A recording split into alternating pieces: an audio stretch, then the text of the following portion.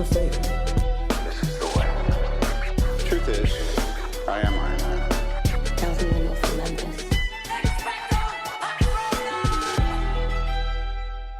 Hello, critics, non-critics, and friends. Welcome to the Film Optix podcast, where we take a glance into blockbusters, indie films, and everything in between. I'm your host, Christian, and today I'm joined by three returning guests from the to the podcast. We have Leo Rydel from Geekly Goods and YouTuber Mike Thomas from the Chatter After / Collider, and another YouTuber. We got three YouTubers here today. We have Elliott with two T's from Hakuna Machatter as well. And today we are concluding our journey across the four nations as we revisit and review and break down Avatar: The Last Airbender, Book 3, Fire. And before we begin today's episode, you can listen to our podcast on podcast platforms around the internet. That includes Apple Podcasts, Spotify, Google Podcasts, and more. And if you are a new or seasoned listener to the show, we would love to hear from you guys. Follow us on Instagram and follow us on Twitter at FilmOptix. That is Optix with an X. Or you can email us at filmoptix@gmail.com for any movie-related questions. Gentlemen, welcome back. How's everyone's week been? I feel like I know we kind of just had like a pre-chatter discussion, but Elliott, it's so great to have you back on. How's your week been? Yo, I mean, it's been great. First thing I want to say is just with Elliott with two T's, the second T isn't where you think it is. Okay, I just need people to know that straight away. Just a little something for the people that have watched She-Hulk there. My week has been good as of recording this. It's been kind of a bit of a transition week for me. Been auditioning for some Christmas shows. I interviewed for a promotion at my job, so be waiting to hear back about that soon. So it's a transition week, but it's been fun. That's great, man. Well, we'll be praying for you. Hopefully you get that, that new promotion. That's always an exciting time during anyone's career. So Mr. Wang Fire, aka Mike, how you doing today, buddy? I'm doing really well, man. Revisiting Avatar is always fun. This past couple weeks, though, I did get promoted to senior resource writer at Collider. So that's fun. Just catching up on all of the fantasy we've been getting. I think it's interesting how we started this Avatar series. And now all of a sudden, Lord of the Rings is back. Game of Thrones is back. Netflix, where you at? Where's my Avatar show? Give me something. Anything. I'm dying here. But yeah, I'm doing great. That's great to hear, man. It's true. Like a lot of fantasy shows are coming out. We're getting Willow as well. It's coming to Disney Plus. Any His Dark Material fans out there? Definitely me. That's supposed to hopefully drop this year as well. And we also have The Sandman. I know that's more of like a comic book thing, but like it felt very, high fantasy-esque. But last but not least, Leo, how you been, man? Been really good. I mean, coming off the high of Cobra Kai. I mean, seriously, what a great season. Season 5, again, bringing us back to the valley in the best of ways. Got a couple other films coming up too. I saw Blonde recently. Got the chance to see Pearl, which was great. Can't wait for the next movie in that trilogy, Maxine. Man, it's been a good week. I'm just itching to make more content, so I can't wait for next week. But thanks for having me back on, man. Excited to talk some Avatar. And I'm with you, Mike. Like, Netflix announced to them, and they're like, okay, here's what you're going to expect. And it's like, what about Avatar?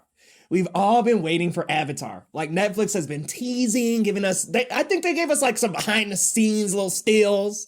We want to see, man, like, give us some posters. If you can't show any footage, give us some pictures at least. They haven't referenced the show officially on any Netflix social media since December of 2021. That's bizarre. That's not crazy. A reference that it exists at all. I'm scared. I'm kind of scared too. I don't want this to be another Cowboy Bebop situation. Yeah, they're pumping out pictures of the Yu Yu Hakusho and all that. It's like, One Piece. One Piece, yeah. They're heavy on that. Yeah, it's a crazy time over at Netflix. I forgot they announced that Tadam event. Hopefully it's not like last year's. I mean, it was okay, but like it was just too long. And I spent my entire like afternoon waiting for certain things. I think it was like something for like Stranger Things at the time, because that's what really everyone wanted to watch. It's like everything else depending, but yeah. When does that drop, Leo? The Tadum event. I think it's next Saturday, if I'm not mistaken. It's either next Saturday or Saturday after. It's like the 23rd or something like that. Yeah. Okay. Well, at least we'll be able to watch it, unlike, D23. So. Ooh, that's rough, buddy. That's rough, buddy. So, as I mentioned before, we're going to be getting into our Avatar, The Last Airbender, Book 3 Fire series revisited. The way this will go around is we'll go into our initial rewatch thoughts, talk about some of our favorite standout episodes, which I've been told by Mike is very impossible, which is very true, actually, especially for this season. And then we'll go through a few of our favorite bending and non-bending moments and then give our final thoughts and then skedaddle on out of here. So, gentlemen, are you ready to make a trip to the Fire Nation to take down Fire Lord Ozai? Let's do this. Flamio, Hotman. Flamio. Hotman. I was like, Aang is he's so out of touch here. I'm like, bless his heart, because that was the No, it is the kids ever. that are wrong. Aang is a walking history book, so he's like, actually, this happens. I don't know what's in your little textbooks, but all right, ladies and gentlemen, we'll be right back after this introduction to Avatar, The Last Airbender, Book 3, Fire. Water, earth, fire, air. Long ago, the four nations lived together in harmony. Then, everything changed when the Fire Nation attacked. Only the Avatar, master of all four elements, could stop them. But when the world needed him most, he vanished. 100 years passed and my brother and I discovered the new Avatar, an airbender named Aang. And although his airbending skills are great, he has a lot to learn before he's ready to save anyone. But I believe Aang can save the world.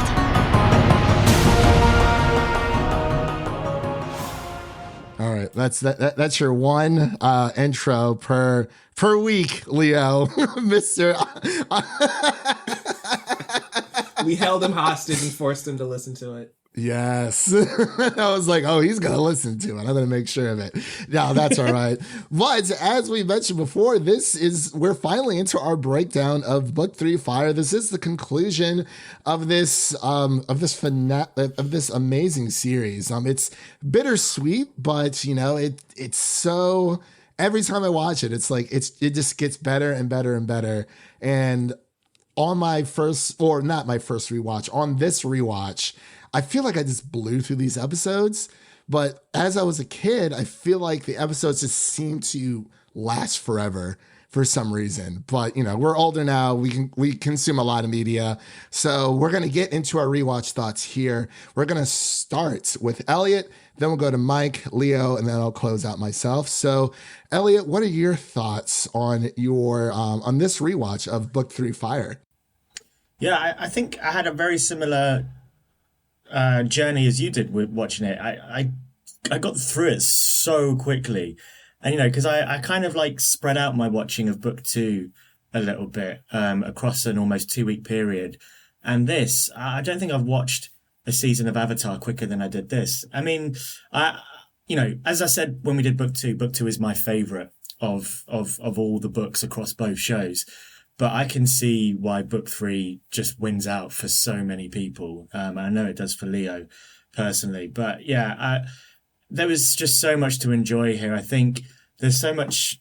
What's nice about this final season is that even though we're ramping up to the end and we're getting so close, it still takes its time to have character moments and character episodes that, just push things forward and make us really care for these characters. And I think, I know we're going to talk about standout episodes, but I think about the beach quite often and how that episode brings us into the world of our supposed villains, with Zuko, Azula, Ty Lee, and May. And, I don't think I've ever in the show, in any watch, ever seen Ty Lee and May as villains. I think they're just there for the ride, as it were. But, you know, when we get to see their more human side, and I think when we get to see Azula's more human side as well, it's those little moments in season 3 in a show that is ramping up to the end that you're just like, it's just brilliant because it still takes the time to care about its characters. That's a very good observation. Cause yeah, like it is true when you're watching book 3, like, yeah, like you said, we're ramping up to the end, but there's still going on like these mini adventures within the Fire Nation. You know, you had the beach episode, you had the Ember Island, players, the amazing play that they did, which was, you know, hilarious. But yeah, there's so many amazing character moments that still add to this story. So Mike, I'll pass it over to you. What are your initial rewatch thoughts for book 3, Fire? Yeah, so like I said in just about every episode, this series I view pretty much as a perfect series. I do have an issue with book 3 though, so I'm gonna get that out of the way. Oh, spill the tea. Yeah, so we have the amazing first episode, right? The Awakening, when Aang is finally recovering from what happened in the previous season with Azula. I don't know if you guys have ever seen like episode 0 on YouTube that kind of breaks down his spirit world journey to get to that point. I didn't know that was a thing, like, at all. There's an episode 0? Oh, I'll send it to you. It's great. Okay. It was only on like Nickelodeon's website. Anyway, it's pretty good. So you kind of see Aang's spirit world journey and how he gets back to his body and he wakes up in this moment. Anyway, aside from that, that's really great. The thing that kind of bugs me though is we get really stagnant after episode 1, where we're kind of just in the Fire Nation waiting for the eclipse, the Day of Black Sun. So unlike the other 2 seasons where there's a sense of progression and we're traveling across the world to get to a destination, a lot of these episodes kind of start to feel like filler a little bit, like The Headband, which is a great episode. I still enjoy it, but what is the real purpose of that episode? Or you have an episode like The Runaway, again, another fun episode, but it kind of feels a little fillery to me. So that's why this season is below book 2, because it feels like until we get to that mid-season finale, we're kind of just wasting time until the eclipse. And Sokka even says that. We just have to buy our time until the eclipse comes. That said, none of these episodes bore me. None of these episodes are bad. That's a testament to how good the writing is in this show, to where even your quote-unquote filler-like episodes are still really good. Actually, I would agree when it comes to, it does feel like, you know, there's 2 main events that happen in book 3. That is the Day of Black Sun, and then, you know, when Aang finally faces Fire Lord Ozai. It does feel like they're kind of just, I mean, like you said, Sokka is, you know, like, hey, like we have the Day of Black Sun. We're supposed to meet all of our friends and our allies at this spot. So it's like, what are we going to do until then? But I see what you're saying with that. I can see how people would think it's filler, but it does give them, I guess, an excuse to kind of add in a few more character moments like we've seen with Sokka's master. The Runaway, personally, one of my favorites because, I mean, we don't get a lot of Toph growth in book 3 because she's kind of put to the wayside a little bit. But the Runaway definitely is, I was like, oh, you know, one of my favorite episodes of the season. I'm like, finally. It's a great Toph Katara episode. It's just, again, though, I don't know how much value to the overall story it adds, which, again, isn't necessarily a bad thing, but when the first 7 episodes of the season kind of feel the same way, that's where it's kind of like, I don't know if I need Nightmares and Daydreams or if I need the Painted Lady, even though there's still great character moments in those episodes. That's right, Shiu and Doc. And Aang was somehow convinced. He's like, Shiu and Doc, like, yeah, we're 2 different people. And he's like, I saw you change your hat. And it's like, Aang was so frustrated in that moment. But let's take me for right. I'll pass it over to Leo for his initial rewatch thoughts. What were your any juicy thoughts that you had? Any hot takes to follow up Mike's comment there? I mean, this is my favorite book, so I absolutely loved it on a rewatch. What I do like about the filler, though, and I guess we can kind of take that with a grain of salt, because some of the episodes that are filler really do offer deep moments into these characters, whereas I think some of the other filler was a little bit kind of run around and goofiness, but you get filler like the Sokka's Master episode. That was a good one. I like the Puppet Master as well with Hana. She was really good. But I just like how the filler episodes, if you will, get vulnerable, and they at least give us moments in the characters that are building these characters, and we get to really feel for and be with these characters. And I think the reason why it does kind of feel like it comes to a bit of a screeching halt is because you do have the Day of the Black Sun coming later in the season. So it kind of, and unfortunately they kind of, in a sense, wrote themselves into a hole a little, because it was like, okay, we've got this huge event to go to build towards. What are we going to do until we get that? And I think the episodes we do get until the Day of the Black Sun are good episodes. They do feel a little filler because we're not necessarily fighting the Fire Nation, but I just think where the gang's journey is right now, it kind of is a nice breather to kind of step back a little and just allow them to be kids a bit. Yeah. What's that? Calm before I just said like the calm before the storm. Yeah. Yes. And I think that was a nice setup, because the last 4 episodes of the series are very like, okay, the urgency is there. We're here. Ozai's in. Like, that urgency is so huge and so massive in those last 4 that couple lighthearted episodes to build up to that I really enjoy, because it is the calm before the storm. It's a little bit, it's a little bit of a teaser, a little bit of an appetizer before that main course. So I do like this season a lot. It is still my favorite season on a rewatch, because that grand finale is just absolutely phenomenal. And the greatest episodes in this season are some of my favorite in the series. So I love this season on a rewatch. Didn't change my mind. Absolutely still love it. Still number 1. Look, book 2 is good, but something about book 3 just etches it a little bit for me. Hey, fair enough, man. Yeah, it's that is all completely valid. We all have different opinions. Some of them might be wrong, but I'm just joking. I'm kidding. In the words of Katara, if that's what you like, that's fine. If that's what you... Katara was a little salty this season. I was like, I love sassy Katara. She's my favorite in this book. Her and Toph was getting at each other in that runaway episode. It's so fun. I love their dynamic between Toph and Katara, because I mean they are, two, like, there are other women in the show, but it's like obviously they are part of the core group, but they could not be more oil and water. It's just they're complete personifications of their element. I mean, Katara, warm, nurturing like water, versus Toph, hard, stubborn like earth. And yes, those 2 elements do clash. So yeah, it's a good character dynamic.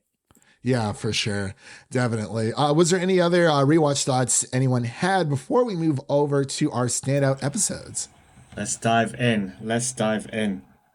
Story-wise, it really comes back around from the first season. Like, it really connects a lot of dots.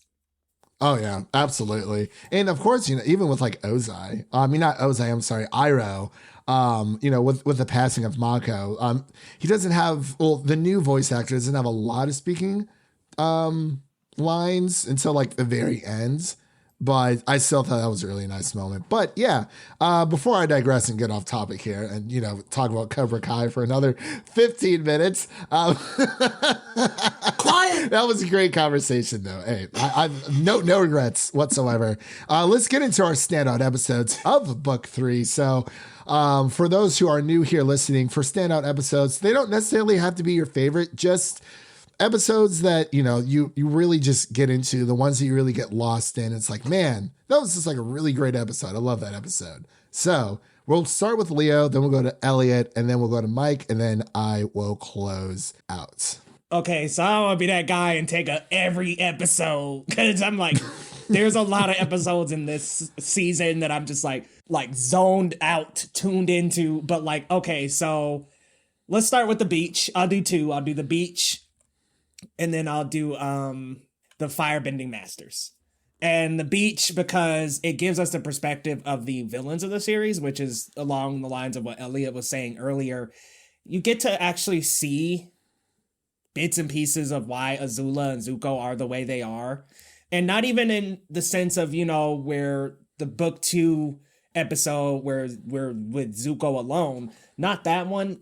We get a little bit more perspective on Azula and Zuko as siblings and how they feel about themselves and how the public perceives them as well a little bit.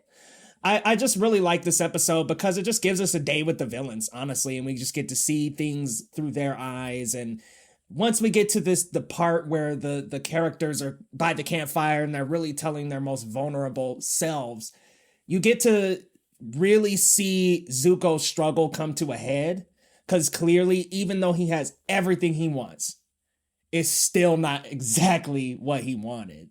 Everything does not fit into the mold that he thought it would when he got back to the Fire Nation. So it was just like a nice episode, not only to get that perspective, but to also see that even though Zuko got exactly what he wanted, it was not what he needed. So I love that episode for that reason. And then the Firebending Masters, I mean, I just love them learning about the true meaning of firebending, because I think throughout the show, there were these bits and hints that Iroh was bringing up a lot, and other firebenders like Zhong would embody a lot, that fire is not breeded by anger always, and it doesn't always have to be breeded by hatred and by rage, and that fire is actually life and it's actually beauty, and even though it is very destructive, it's still life. And I like that they came to a conclusion that fire bending and fire in itself has a more beautiful source than what we've been seeing all series, because all we've seen up until this point, Fire B is rage, destruction, anger.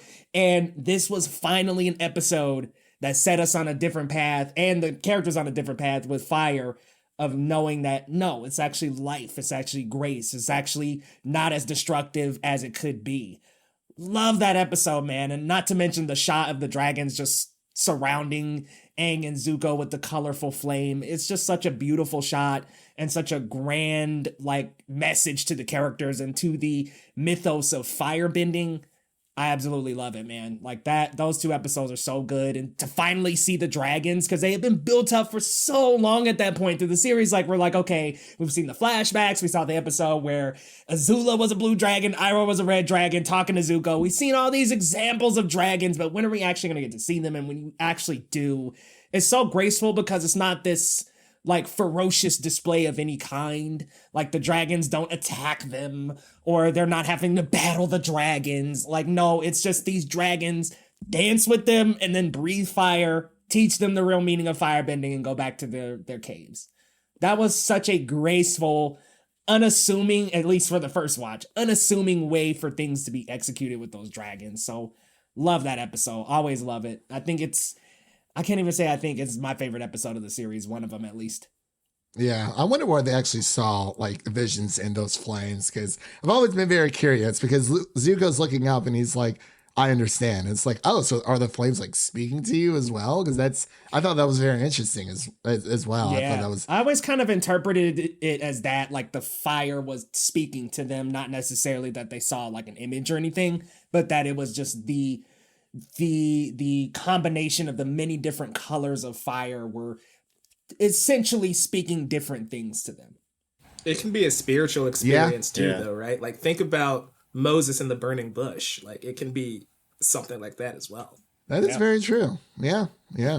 Elliott, what are a few of your standout episodes from book 3?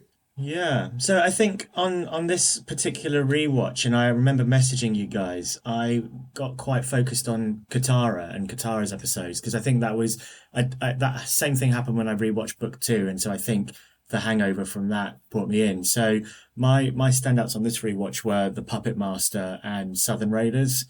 I love, and it kind of echoes what I was saying in our book 2 revisit. And why the desert is my favorite episode, because we get to see the darker sides of our characters.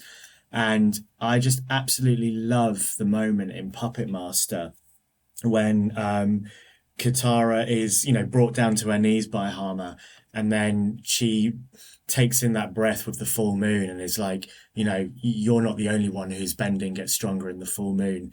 Your blood bending will not work on me. And just from there on in, man, Katara just slays that fight.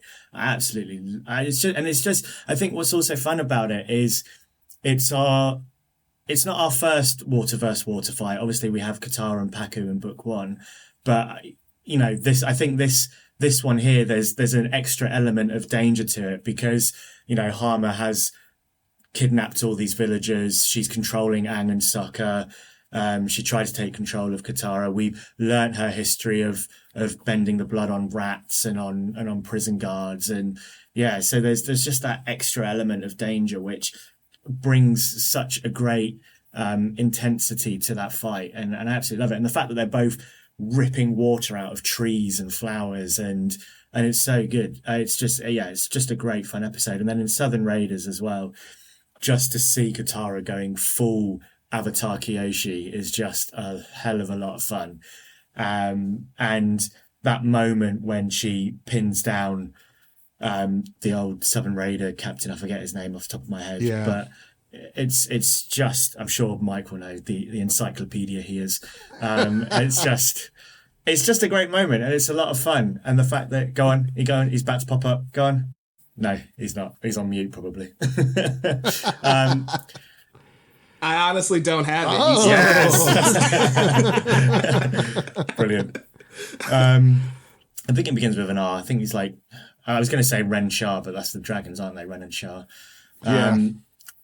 Anyway, I digress. It's just great to see those darker moments with Katara and to see that, to really see how far her waterbending has come throughout all 3 of these books. I mean, we know it definitely by book 2 after she's been in the Northern Water Tribe, but here and this display and the taking on of the bloodbending is, it's just crazy. And, and then it kind of all comes to the conclusion in the final episode when she's able to defeat a crazy Azula with Sozon's comet in the sky. It speaks volumes. So there, standout episodes were Puppet Master and Southern Raiders.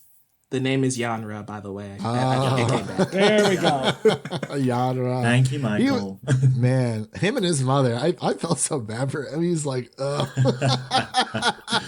So good. Hang out with this old hag all day.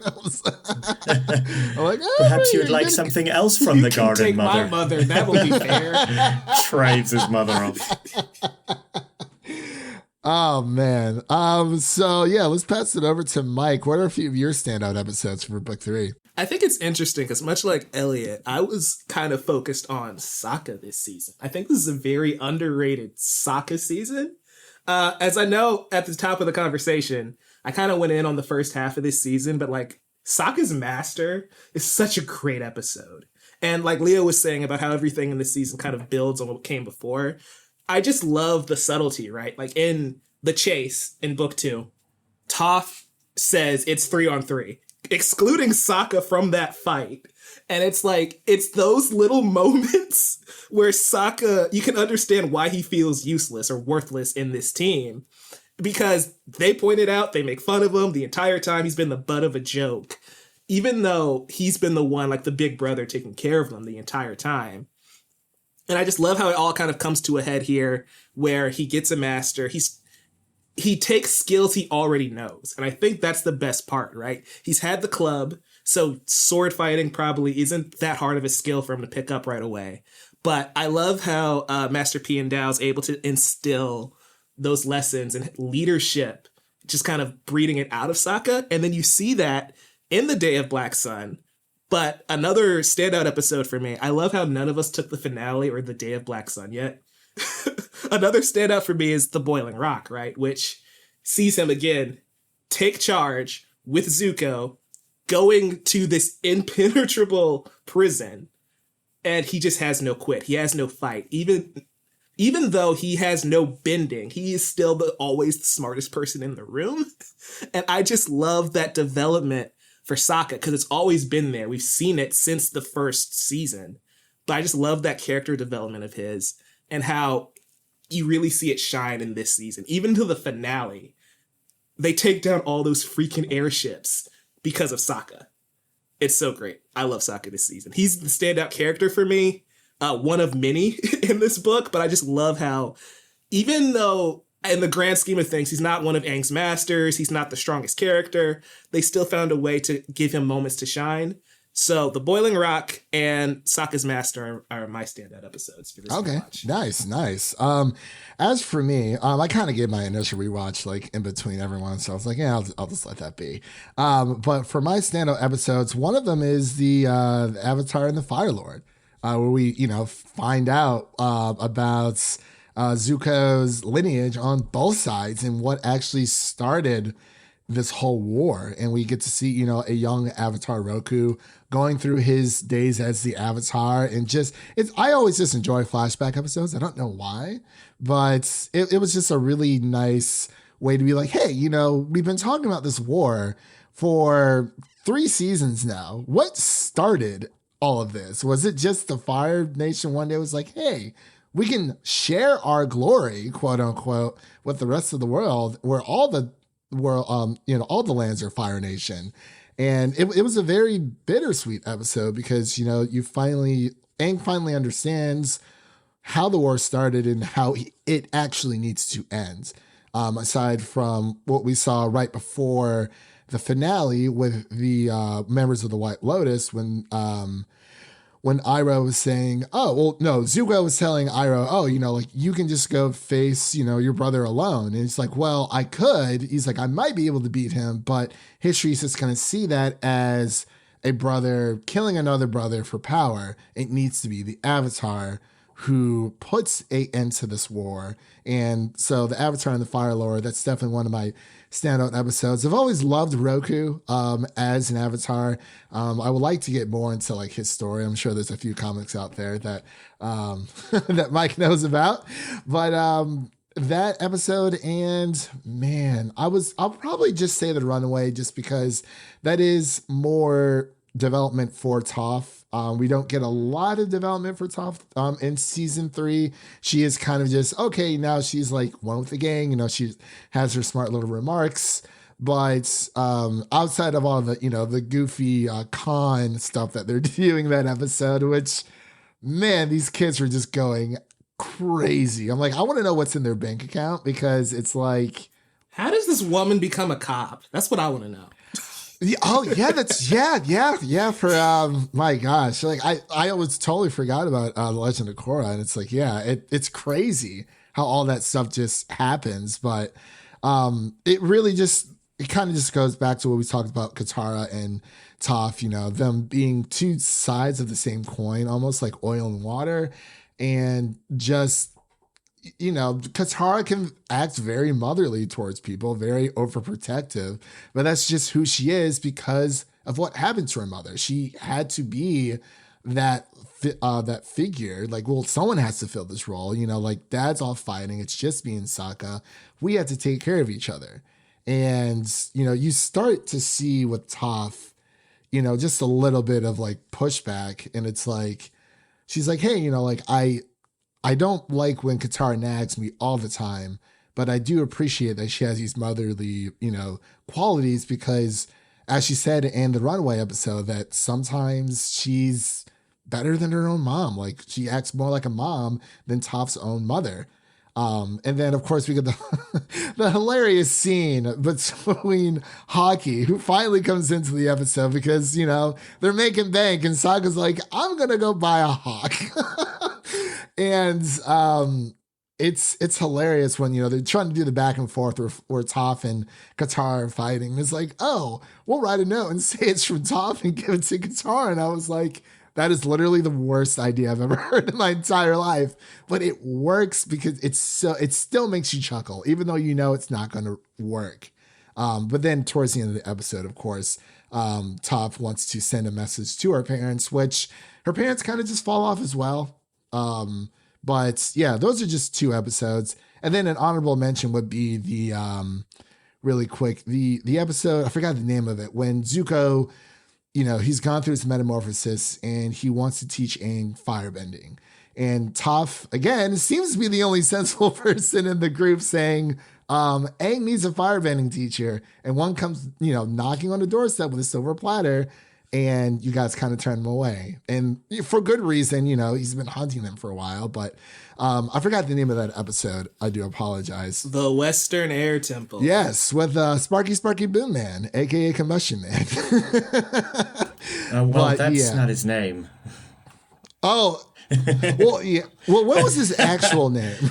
Combustion we never Man. find out. Well, no, yeah. Combustion Man, Yeah. Yeah, I it's said just Sparky. Zuko's like, yeah. It's Zuko being like, that's not his name. I love how the fandom ignored Combustion Man, and we just still to this day call him Sparky Boom. Because it's so funny. I mean, I knew his name's Combustion Man, but I was like, Sparky Boom Man is way more fun to say. So I'm glad you mentioned this episode though, because I think it's interesting how Toph knows of Zuko, but she's never really interacted with Zuko until that moment. But everything she knows of Zuko comes from Iroh. Yeah. When you really think about it. So that's probably why she's really willing to give him a chance, because she trusts Iroh. And so it's probably easier to accept the good in Zuko, even though she's known of the problems he's given Team Avatar. I just think that's a really subtle Iroh moment that we don't really pick up on when you think about it. Yeah. It's a good one. Yeah, that is true. Because she even mentions to Zuko that, I've had a long talk with your uncle and he kind of talks about you the entire time. She said, yeah, it was annoying, but it was also very sweet. And then, Toph also tries to go on her life-changing adventure episode with Zuko, and it doesn't really pan out. And then by the time that I was 5, it's so good. It's just like, yeah, cool. You had a rough childhood. Great, I get it. He's like, listen, I know you have problems, but so does everybody else. I'm like, wow, you're gonna do Toph like that? Like, okay, I see how it is. Well, he was like, yeah. I mean, he's like, well, that's rough, buddy, pretty much. But let's move on here to our favorite bending and non-bending moments. I know this is going to be very difficult. I do have a few in mind, but people will probably pick up the mine because I'll go last, of course. We'll start with Mike, and then we'll go to Leo, and then Elliott, and then I will close out. So, Mike, give us some of your favorite bending and non-bending moments from book 3. That is not an easy task. Well, it better be. I think I narrowed it down a little bit. One of my favorite, this is an interesting moment. One of my favorite non-bending moments comes from Azula, where she's just playing keep away during the Day of Black Sun, distracting Team Avatar until time runs out. And I just think that's so fascinating that you can see she picked up Ty Lee's moves. She's moving like Ty Lee that entire time. And then she starts throwing daggers like May. So it's like she was studying alongside her friends, or even studying her friends' moves on the side, which is sweet and scary because you realize she probably did that just in case she needs to take them out one day. So I think that was a really cool non-bending moment coming from Azula of all characters, which is pretty cool.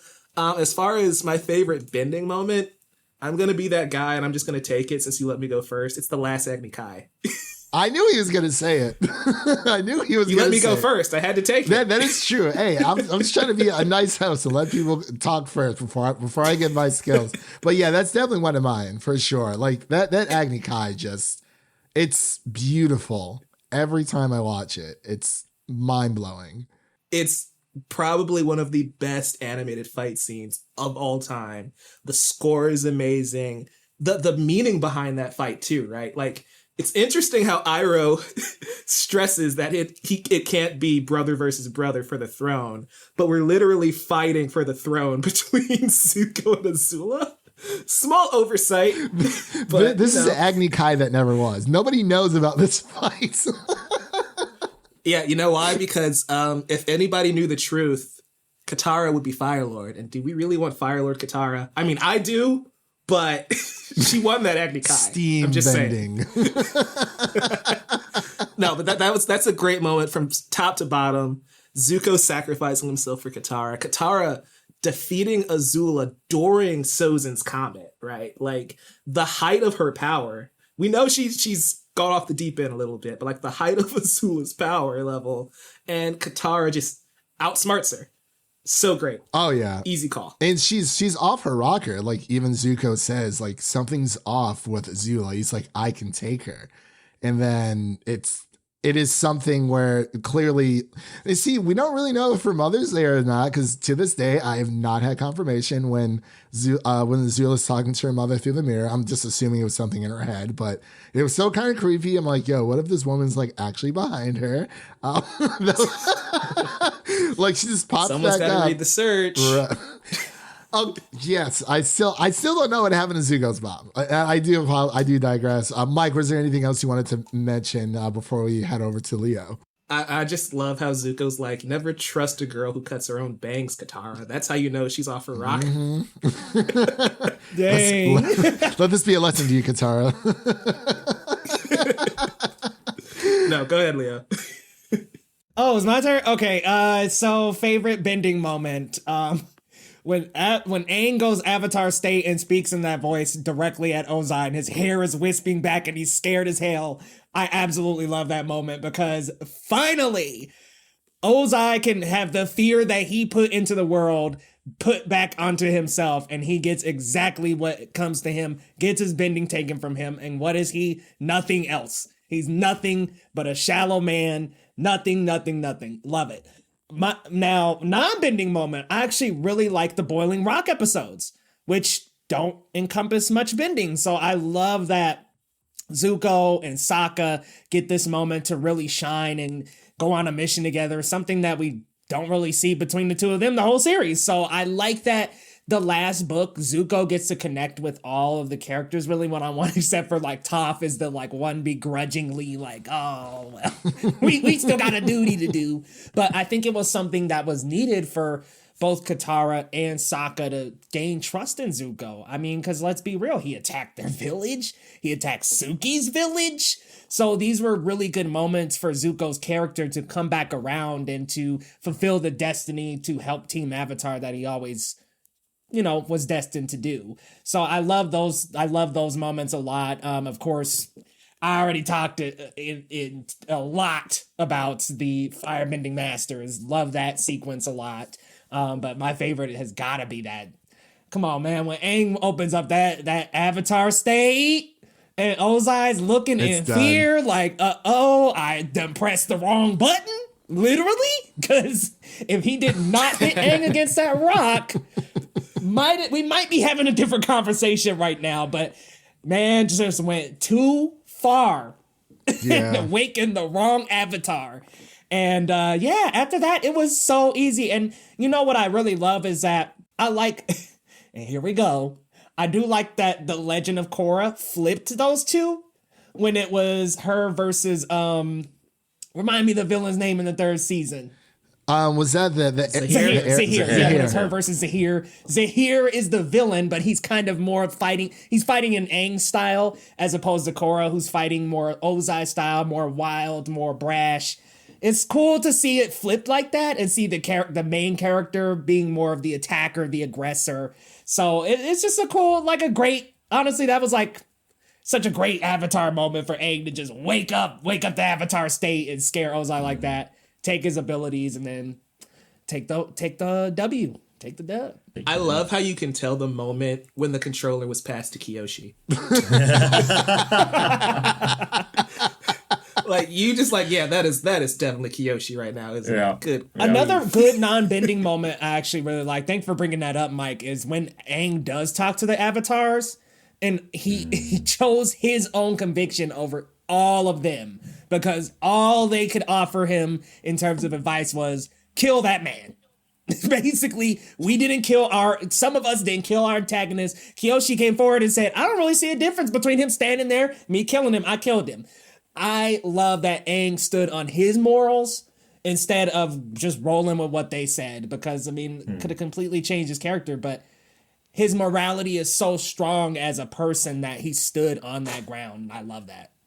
Yeah, that is a very good observation there because I remember watching it for the first time on Nickelodeon, when it was airing, like during the finale, and I was like, well, how is Aang going to defeat the Fire Lord? Like, if he can't kill him, like, what other way is there? And then when he takes his bending away, I was like, my mind was blown. I was like, oh my gosh, like that is perfect. Like he passively defeats the Fire Lord. I mean, he does wear him down for sure, but he does passively defeat the Fire Lord.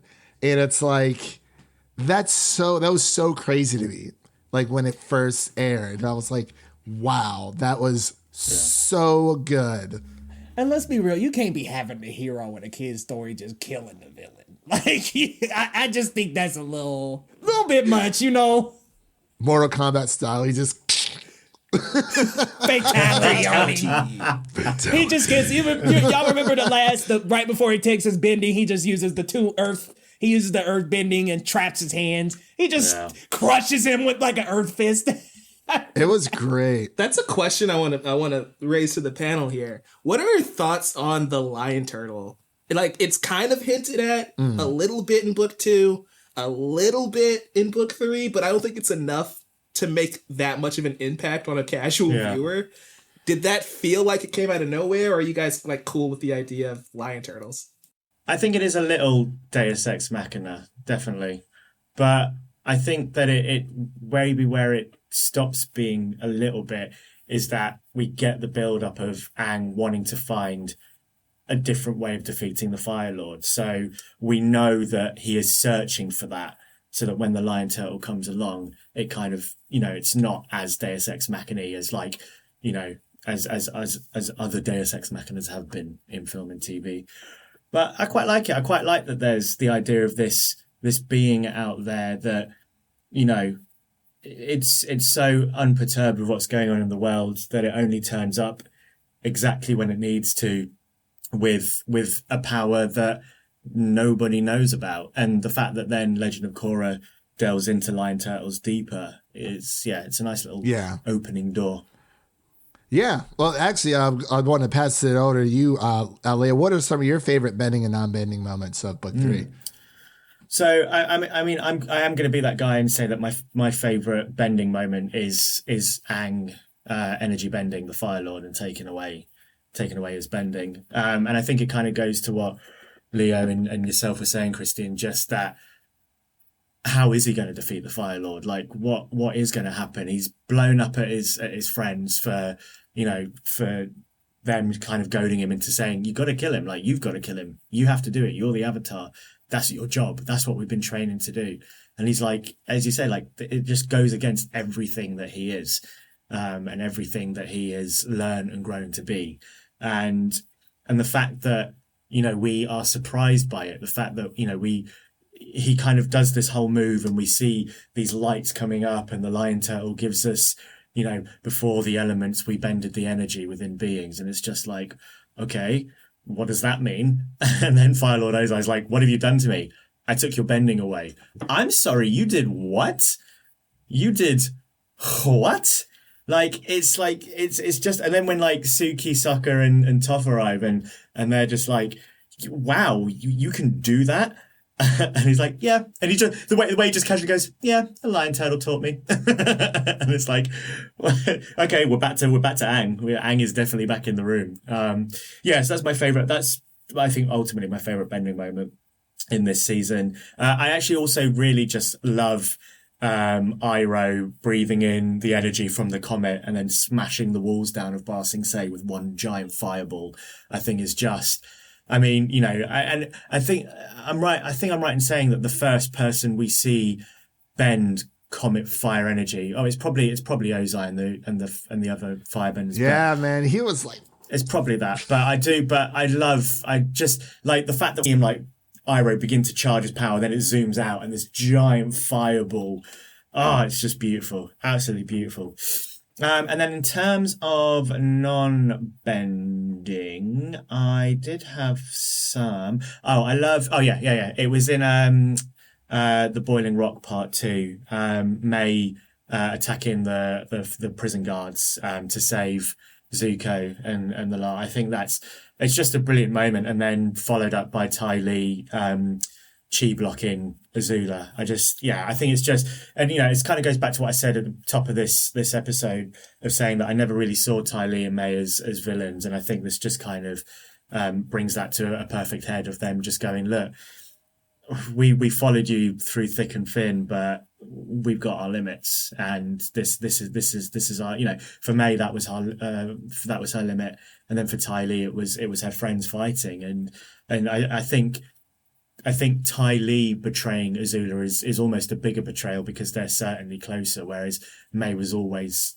happy to be in opposition with Azula at times. So yeah, I think that's definitely my favorite non-bending. I actually do also like Sokka using the boomerang and his space sword to save him and Toph, and then his goodbye space sword. I just love it's such a sad moment.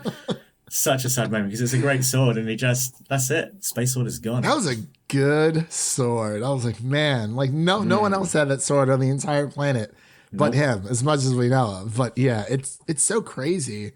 As far as my favorite bending and non-bending moments, I mean, Mike kind of already took one of mine, which is fine. The final Agni Kai, like I said, that was just beautiful. Like I can watch that over and over, and it's like these are firebenders, you know, the height of their power. And then also, I remember distinctively when Ozai is kind of on one of the zeppelins, and he's just like burning down like this like forest in his path. Like I remember seeing that for the first time, and my mouth just like dropped. I was like, oh my God, like so much fire is coming out of this man's hand. It's like, it's like the pinnacle of what they're actually capable of. And, you know, he's just sitting there in the Zeppelin, his hands are out, and it's just like this like wave, like this burst of fire, just like mowing down, like, you know, this giant forest area. And it's like, I mean, like, is he destroying towns or something? Like, it seemed like it was just random. Well, now he's the Phoenix King, so that's what he kept calling himself. It's distinctly some generic desert. You notice that's where they start out. They don't start out in Ba Sing Se or Omashu or anything. You can't do that though. It's a kid show. It's a kid show, right? Exactly.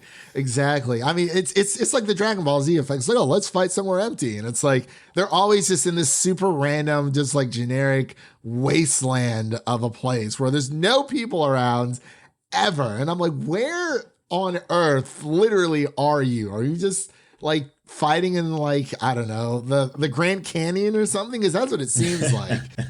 I'd be really interested to know if that area of land, this is just kind of coming to my head, if that area of land that they start on is what ends up being Republic City. I'd really love that in a way. That off that scorched earth, they rebuild a unified nation city would be really interesting. Yeah, I can't remember. I'm pretty sure it's mentioned in the comics, but I think Michael's about to tell me otherwise. But yeah. Yeah, I mean, I love that idea. That's better than what they actually did. There we are. Republic City ends up being like one of the Fire Nation colonies, so it's like right around Ba Sing Se in the Earth Kingdom. But yeah, that's a way cooler idea. Right? Oh, absolutely. I'm trying to think of there's just so many amazing bending moments. Another one is the Nightmares and Daydreams episode where Momo's like facing off against Appa for non-bending. Standing Appa is in my nightmares. He's like, guys, you got to do something about what? That. And like they're just dressed in like this samurai like attire. It was hilarious. But I just love the Appa voice. I love it. You've got to relax. You've got to take care of yourself. I love how Momo is dressed like Usagi Yojimbo. Exactly. That has to be a reference, right? Probably is. I just thought it was a fun little moment. And for probably my favorite non-bending moment is when Zuko finally reunites with Iroh. And, you know, Zuko has said, has pretty much spat in his uncle's face. And, you know, he goes to visit him when he was in prison. So wish we would have saw that prison breakout, because that must have been some crazy prison breakout for Iroh. But when Zuko finally approaches his uncle and his uncle's back is turned, and, you know, Zuko starts talking, and then Iroh just like grabs him and just like hugs him. And he's like, oh, I thought you were angry with me. He's like, I was never angry with you. He's like, I thought that you had lost your way. And it's like the fact that their love is so deep, and that it did hurt Iroh, obviously, for what Zuko had said, but it was more about, you know, he's back to where he started. And I don't know if there's going to be a point of return for him to, find the light again. I thought that was just very, very moving, very, very beautiful. I always get like crazy goosebumps during that scene, because it is a nice reunion, because it's like, oh man, like what's gonna happen, and then it's Iroh just forgiving like Zuko all over again, and it's like that really is the father figure in his life. And then of course one more non-bending moment, it would definitely have to be the entire Sokka episode, where he finds a master. It was just a nice breather away from everything. And Toph constantly makes fun of Sokka not being a bender of the elements as well, but it's just a great character development for Sokka. It's like, hey, here's one more Sokka focused episode to make him feel like he actually is contributing to the group, because a lot of the situations that they're in Sokka has a great war mind. Like he really does has that tactile war mind, much like his father as well. So I thought it was very nice. So there's so many non-bending and bending moments within this, but and also one more thing when Katara, I'm not sure if anyone, when she starts when they're in the wooden cell, and she starts like sweating, and she's like, yeah, I'm just gonna use like my armpit sweat and just like start chopping away at this wood. I thought that was funny. Toph's like, you're a genius, a sweaty, bendy genius. I was like, yes, for sure. But yeah, those are just a few of my favorite bending and non-bending moments throughout not episode 3, but season 3. There's just so many, because we do get a lot of great character moments. Everything with Day of Black Sun, where one of the Fire Nation soldiers like, oh no, it's over, and he does like this super weird like hand thing, and he's like, ah! And it's like, does that count as a bending or non-bending moment? I don't know. Like, I guess it was. He was like, okay, we surrender. Technically non-bending, surely. That is a very good question. Like, it's a firebender, but it's during an eclipse, but he can't firebend. I love this season so much. This is the best season to me as far as the supporting or side characters go. Because I just love Chan and Ranjan in the beach. They're great. Oh my God, I love that random firebender who couldn't firebend in the Day of Black Sun. I love the cast of Ember Island players. Yep. Toph is amazing. Got a pretty good look at you with my sonic scream. When it's like tough, because it sounds like tough. That was my favorite. Because it sounds like tough. And he's like giant. He's just massive. The fact that they used a scream instead of her feet. And Toph loved the every detail that second was written by the cabbage merchant and the pirates. It makes it so funny. Yeah. And Toph loved every second of it. Like, she was like, oh my God, I sound amazing. And they wanted to peddle that old nasty old Zutara. I'm going to need them to stop that. Katang wins out, Leo. Don't worry. Katang wins out. We're good. Oh, We're good. Always. I also, like those side characters, Michael, I love that little kid during Ember Island Players. Great Zuko costume, but your scar's on the wrong side. No, it's not on the wrong side.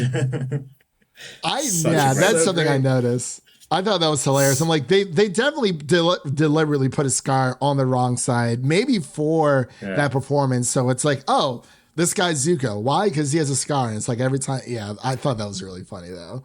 I was like, or it could have just been. If you look closely in the Firebending Masters, in one of the scenes, his scar is on the wrong side. So that might have just been a joke at the animation era. Oh. Yeah. Now I have to go back and watch the episode. I'll see if I can find a. He's gonna be like, I'm gonna be like Leonardo DiCaprio and Once Upon a Time in Hollywood. Like, oh, there it is, there it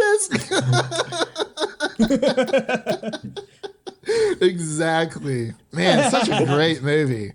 Such a great movie. But let's get into our final thoughts here so we can close on out. I don't want to take up too much of you guys' Sunday. We got some football to watch. Some American football. Sorry. Cultural. Yeah. All our football's finished for the weekend, so my team won, so I'm happy. That's fine. There you go. There you go. Hoping for Congratulations. the same for me today, man. It's going to be a crazy day. Seriously.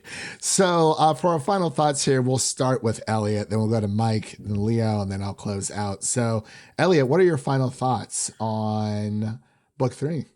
Lovely. Yeah. Book 3. Before I get into this, because I had to ask a question. I wanted to do it at the top of the show, but I kind of forgot. I can't remember if you guys did this in book 1, but I want to quickly ask you guys really quickly, because I also want to say mine. But if you're a bender, what kind of bender would you be? Oh, we did talk about this, didn't we? I'll let them go first. I'll give mine last. Go ahead, Leo. Oh, I would be a waterbender. Really interesting. Interesting. Yeah, I'd be a waterbender. I like the ability to use multiple different styles and use your enemy's strength against them. He also wants to waterbend. I mean, bloodbend. I have not said in one explanation that I would blood. I know. I'm just messing with you. Yeah. So, Mike, I forgot what you said. It's Water Tribe all day, every day. I mean, I grew up on the Great Lakes, man. I kind of have to choose Water Tribe anyway.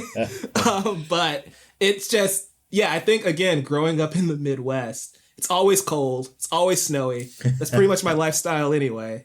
So, I relate a lot to the Water Tribe. Nice. I have a terrible, terrible fear of heights. So I'm actually Earthbender all day. Gotta love that metal bending. Maybe some lava bending along the way, once we get to Legend of Korra. But I've always loved the style. It's very precise, and it's just, I mean, even with metal bending, it's like so many things are possible with no matter what element you're with. Because of course, with fire, you can redirect lightning. Air's just, I mean, you could be a super track star if you really wanted to. It's crazy. And the things that we see in Legend of Korra, that what airbenders are really capable of, which is like very, very scary. And of course with waterbenders. But I've always just gravitated towards Earth. I mean, you guys know I'm a very stubborn person, so it kind of just fits my Taurus element. Yeah, I think it's the same for me. So I always thought Earthbender, but then I think once I saw lava bending, I was like, I feel I'm a little bit of a cross between Earth and Fire. I think I fell more into lava bending, but like Berlin, it would be from an Earthbending background. So yeah. And I think that plays into my stubborn side as well as a fellow Taurian.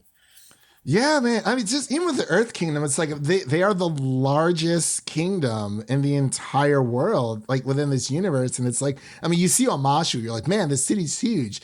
Then you see Ba Sing Se, you're like, wow. It is crazy, crazy big. But it does make sense. They still got invaded by the Fire Nation. Ooh.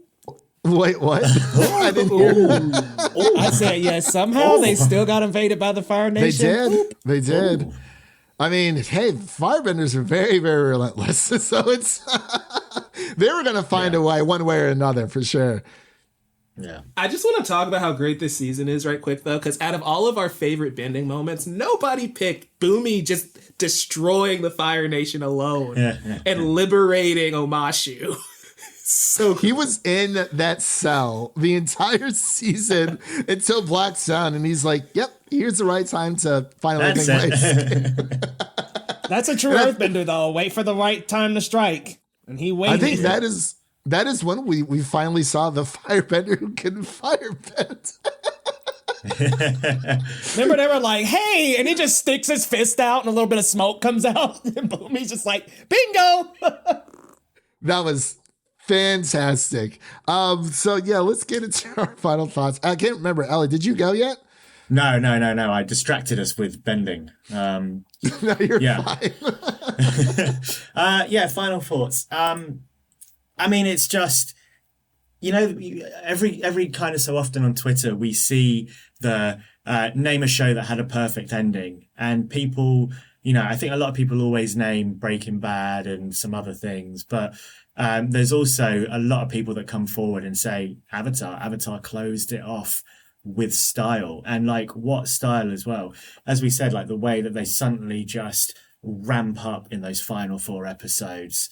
like the fact that, you know, Netflix have grouped them all into one thing, and the fact that we talk about Sozin's Comet is a film, it's not 4 separate episodes. Like, there's a reason for it. It is just the perfect 4 episodes. It's got perfect ramp up. It's got great urgency.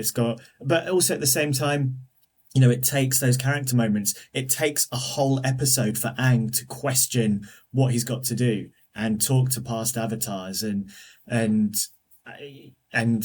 you know, for the rest of the gang to track down the old masters. And it brings in so much emotion in that final episode. We see Aang standing proud. He's done what we know that he's been building up to from the very first episode in book 1, and now we see it, you know. And it's what's great about this show is that it keeps it succinct. It keeps it down to 3 seasons. We always know what the objectives are, and we get to see it play out, you know, near enough exactly how we imagined it, but with a couple twists along the way. And, you know, that biggest twist being the energy bending. So yeah, it cements its place for me as the perfect ending to a show ever. I agree. I definitely agree. Mike, what are your final thoughts? Final thoughts. Oh boy. So yeah, this season is amazing. Minor gripes aside, it like Elliott just said, it sticks the landing perfectly, right? Like, as much as I can rag on the first part of this season for feeling like filler, the last like 7 episodes are phenomenal. Like, as soon as Zuko makes that decision, and he basically has to atone for everything he's done before.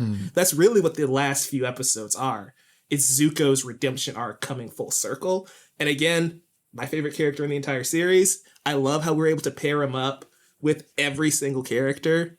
And yeah, I don't know, man. It's just really great how it all comes around. Like, having June show up in the final episode to help them find the old masters, having Zuko still have that slipper from episode 7 when Iroh dropped it, having that come back around, it's just a crazy callback, but it still helps build those relationships and build that world and tie it all together. That's one thing I love about this show, right? Is that Avatar is a franchise, much like Star Wars, that can just go on forever.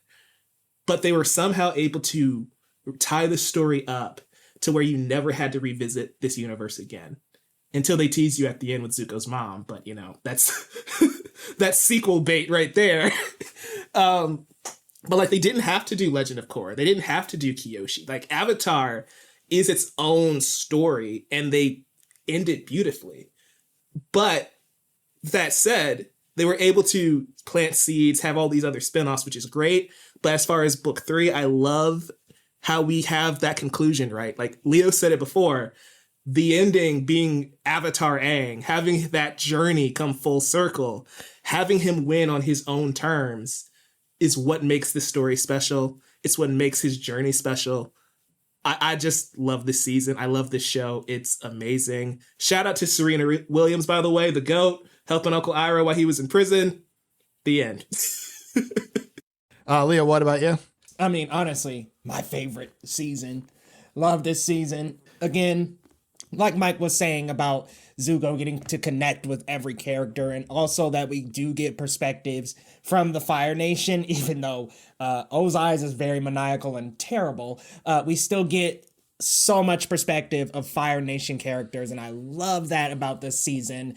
And I just love the last 4 episodes. I mean, Sozin's Comet is probably one of my favorite animated 4-parters or animated movies, whatever you want to call it. It's like one of my favorite finales to any anime or animated series of all time. Speaking of the Deus Ex Machina, though, that happens in almost every anime. And I think that's why I was like so desensitized to it. You got the Super Saiyan, you got Naruto with his 9-tailed fox form. Like, it just always happens. So I was like, okay, when the lion turtle just shows up, beats him on the forehead and gives him that ability, I'm like, okay, cool. We saw this in Bleach. We saw this in Naruto. We saw this in Dragon Ball Z. Why not do it in Avatar as well? And they went ahead and did it. But yeah, just a great overall last season. My brother, this isn't an anime, though. I know. Animated series too. You can say any animated series is kind of similar to anime. Does the same thing. If you watch Code Lyoko, bound the same thing happens in that too. But yes, it really was a great finale to the series and just a great button, especially to like so many setups in the first book. Like what's crazy is like the second book really does establish a serious adventure, but like the first book and the third book really go hand in hand with a lot of things that were set up in book one, and book three really closes the book on a lot of those things. So just a great conclusion and a nice little open-ended in there with Zuko's mom, which if you haven't read that comic, you got to read it, because holy I'm moly. sorry. I haven't. And it's the perfect thing to end on. He's like, where is my mother? And I was like, oh, yes, we're finally going to get it. And then it never came. But, well, not in show form. But I was like, dang it. When you read it, have us come back. We'll talk about it. Okay. And we're like, this is crazy. So as far as my final thoughts, mine pretty much echoes everyone else's. This truly is just a special show that I will watch for the rest of my life, and it's something that you can definitely share with other friends who are looking to get into some type of animated show. And I feel like this show, or even Arcane, would be two great examples of people saying, hey, I want to get into like Japanese anime, there's a few shows I want to check out, but I'm not sure where to start. It's like, you know what? You can start here, our home base, Americanized anime-esque Avatar: The Last Airbender, or Arcane, or even, honestly, I would go as far as to say Attack on Titan, because that is a great starter anime for people who are looking to, get into that community. But I don't know about Attack on Titan. it's It's beautiful. That is not suitable for children, just so y'all It know. is not. Yeah, I'm not sure that's not a at good all. starter. Not at all. Well, for children, obviously, I would start with Avatar: The Last Airbender, but Or Digimon or something. Oh, Digimon.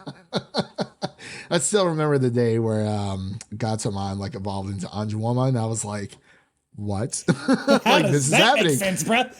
This is happening. But I digress. So for like I said, for my final thoughts, it's just it's a perfect journey. Like it probably, between this and Harry Potter, really just like sparked my love for all things fantasy. Because at times I'm like, oh yeah, it's a fantasy show, but like I'm just so used to watching so many fantasy things. Like this is just normal for me. I'm like, oh yeah, like this dude, he can shoot fireballs out of his hands and his fists. This other person can move rocks and boulders and stuff. But it really is like, anytime someone asks me like what is like my favorite show of all time, it will always be Avatar: The Last Airbender. Just because it is, it's not too long, not too short. It shows this, this journey of Avatar Aang and his friends, and how he was able to set out his goals on, his way, on his own turf, and just everything between the characters, the humor, it never gets old. And it's one of those timeless shows that I hope we're getting Avatar Studio, so hopefully it will be around for, a very long time, because it's such a great series that I think everyone should watch if you are looking to get into like some kind of fantasy, or just looking to watch a good TV show. Because I remember when Avatar came onto Netflix, there was a lot of people who I thought had actually watched it, but apparently they didn't. And people were just going bonkers for it all over again. And it's great to see that people are still in love with this world. And of course, we're getting a new Avatar movie, animated movie through Avatar Studios with Avatar, Team Avatar, probably in their young adult lives after the war. So I'm very excited for that, and whatever else follows, for sure. Netflix, get on it. You know, you gotta show something. So those are just pretty much my final thoughts there. But that pretty much concludes our series revisited of Avatar: The Last Airbender Book 3. I wanted to thank our amazing guests for coming on. Could not have done this without you guys. It has been a blast talking about everything Avatar: The Last Airbender. And I mean, if anyone's up for it, we can do some Korra. That's all I gotta say. I'm down for some Korra. So. Oh yeah, I'm back for Korra, 100%. Yeah, I'll come back during Korra season 3 and 4. 1 through 4. I'm gonna skip 1 and 2, fellas. But 3 and 4, I'm in, man. Zahir, Kavira, man, those are some great seasons right there.